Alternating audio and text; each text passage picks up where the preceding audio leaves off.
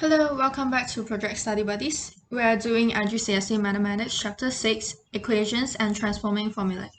If you're still confused and have questions by the end of the video, do ask us by leaving comments down below and our team will answer them as soon as possible. So there are 4 subtopics for this chapter: further expansions of brackets, solving linear equations, factorizing algebraic expression, and transformation of a formula. 6.1 Further expansions of brackets. In Chapter 2, we have learned about expansion, which is rewriting algebraic expressions that contain brackets by expanding them. So in this chapter, we are going to expand brackets that have been multiplied by a negative number. So something to take note is that the positive sign or negative sign is attached to the number after it. So make sure to include them when you're multiplying out the brackets. Let's jump straight to examples. Question 1, -3 bracket x plus 4. So just multiply -3 into the terms inside the bracket, -3 times x plus -3 times 4. Then you get -3x minus 12. Question 2, that's another way to look at the expression. 4 bracket 5y minus 7 minus 5 bracket 3y plus 5 is actually 4 bracket y minus 7 plus -5 multiplied by 3y plus 5. So 2 ways to look at it, 2 ways to solve it. Either you multiply positive 5 into the bracket after it, then you subtract the terms in the first bracket by the second bracket, or you multiply -5 into the second bracket, then you add the 2 brackets together. Personally, I think it's better to do the second step to multiply -5 into the terms inside the bracket, because sometimes we might forget to subtract and just add the brackets instead. But these careless mistakes can be avoided by building the habit of double checking after you complete the question or after you complete the entire paper, and also with enough practice. Question 3 is the same as question 2. Here are some questions that you can attempt. Expand and simplify the brackets. You can pause if you want to, because we will review the answers in the next slide. These are the answers. The second subtopic, solving linear equations. So imagine a number x is given. After multiplying it by 3 and adding 1 to it, the answer you get is 13. So what's x? X times 3 plus 1 is 13. So if you look at it in the reverse way, 13 minus 1 divided by 3, you get 4. So it tells us that x is actually 4. Using algebra to construct a linear equation means no powers of x other than 1. So every term that has x is maximum raised to 1. It's only raised to 1. So x times 3 plus 1 is 13. That's the linear equation you get. And then you solve it reversely, meaning you move it to the opposite side. Positive becomes negative, adding becomes subtracting, and dividing becomes multiplying. So x times 3 plus 1 equals to 13. You move the plus 1 to the other side, the minus 1. X times 3 equals to 13 minus 1. X equals to 13 minus 1 over 3, which is 12 over 3. Then the answer you get is x equals to 4. Remember, when you have an expression or equation without brackets, we always solve the multiplication or division first, then only we move on to addition or subtraction.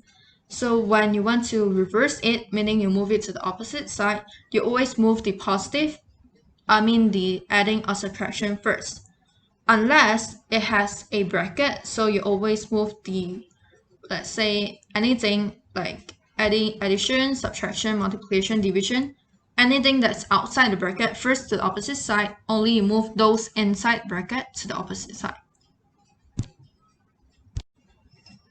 What I'm saying now might sound confusing, but just do lots of practice and you eventually get it. So 2 examples, 5x minus 2 equals to 3x plus 6. So you move the like terms to the same side. 5x minus 3x equals to 6 plus 2. So the signs are changed as well. So 2x equals to 8 and x equals to 8 divided by 2, x is 4. And for question 2, 6 over 7p is actually 6 times p divided by 7. So you move the divide by 7 to the other side, which is times 7. So 6p equals 10 times 7. Then you simplify the bracket. Then you get 35 over 3. If you are not sure how to simplify the bracket, just go to chapter 5. The link will be in the description. Some questions that you can attempt. And these are the answers. The next subtopic, 6.3, Factorizing algebraic expressions. So factorization is actually the opposite of expansion, 6.2. So you carry out the opposite process to put the brackets back into the expression. So what you require is the knowledge from chapter 1, highest common factor. For example, 12x minus 4. So before we begin, we have to find the highest common factor of 12 and 4, and that's 4. So 12x is 4 times 3x, and 4 equals to 4 times 1. We cannot take 4x times 3 because the highest common factor is 4, so we need 4 to be 4, and not 4x times 3. So 12x minus 4 is 4 times 3x minus 4 times 1. Then you take the highest common factor out, which is 4. Then you have those are left in the bracket, 3x minus 1. And take note that 12x is not 4x times 3x because that will give you 12x squared. If you are not sure what it is, then refer to chapter 2, Law of Indices. 2 more examples. Question 1, 18mn minus 30m. So the highest common factor is 6. And notice that there's m in both of the terms. So 18mn is 6m times 3n, and 30m is 6m times 5. So take the common factor out, 6m, and leave 3m minus 5 inside the bracket. If you fail to notice and just take 6 instead of 6m, it's okay because after you get 6 bracket 3mn minus 5m, you'll notice it and then you eventually get the final answer. For question 2, it's the same thing as well. Find the HCF and then take out the common factor and leave those that are left inside the bracket. So these are some questions that you can attempt, and these are the answers. So we are at the last subtopic, transformation of a formula. So what's a subject of the formula?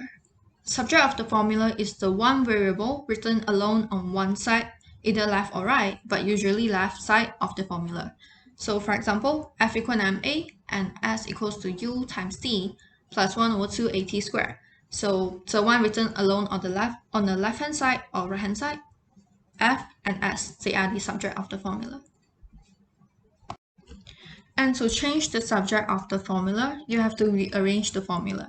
So for example, you're given v equals to u plus at, and the question asking you to move to make a the subject of the formula instead of v. So you move it to the other side, v minus u equals to at. Then you have at, which is a times t. So move it to the other side, v minus u divided by t. Now a is the subject of the formula. And this will be really helpful when you solve equations in the future chapters, or especially when you are taking physics. Another example, square root x plus y equals to z. Now make x the subject of the formula. So root x equals to z minus y, and x equals to bracket z minus y the whole square, since root x is actually x raised to 1 over 2. So here are 2 questions that you can try out, and the answers here.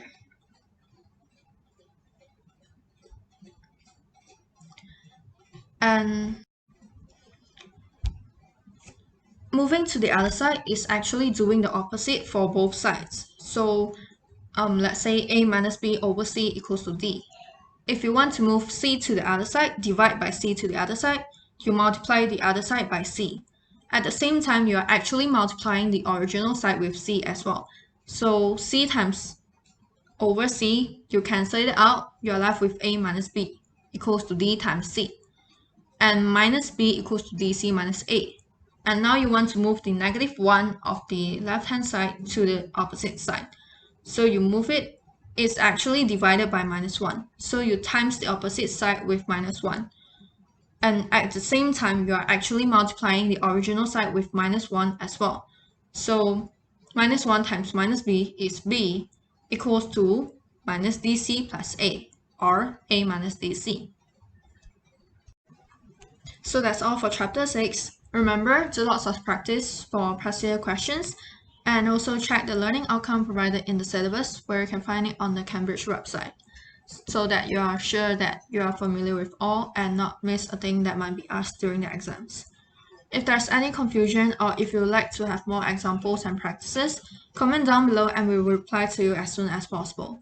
Anyways, I believe if you practice enough, you can nail it eventually. We will be releasing videos on a regular basis. If you have any suggestion or anything to point out, like the speaking speed, details, content, do comment to let us know as well. It will be really helpful for us to fix it. We are looking for volunteers to answer questions asked by a learner like you guys, and also producing videos like this one. If you are interested to join our team, you can either email us or DM us on Instagram. The username and email address are stated in the video description. So thank you and have a nice day.